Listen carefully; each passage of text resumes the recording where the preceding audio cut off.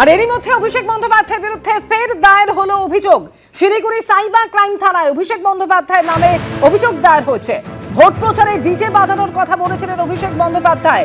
বিধানসভা ভোটের প্রচারে সেই মন্তব্যকে উস্কানিমূলক বলে ব্যবসায়ীর অভিযোগ দায়ের। অভিষেক বন্দ্যোপাধ্যায়ের বিরুদ্ধে ফের দায়ের হলো অভিযোগ। শিলিগুড়ি সাইবার ক্রাইম থানায় অভিষেক বন্দ্যোপাধ্যায় নামে অভিযোগ দায়ের হয়েছে। ভোট প্রচারে ডিজে বাজানোর কথা বলেছিলেন অভিষেক বন্দ্যোপাধ্যায় এবং সেই মন্তব্যকে উস্কানিমূলক বলে ব্যবসায়ীর অভিযোগ দায়ের।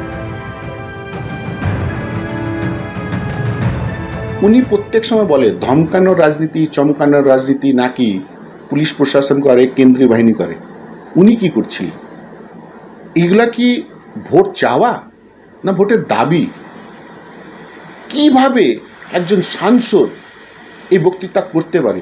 সত্যি করে আজকেও শরীর কেঁপে উঠে। যদি ভুলবশ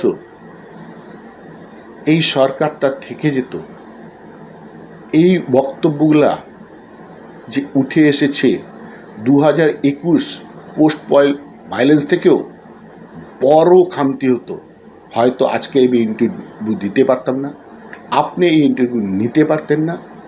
আর এখন পর্যন্ত আমরা লাশ গুনতে এমন ব্যস্ত থাকতাম যে নিজেকেই ভুলে যেতাম।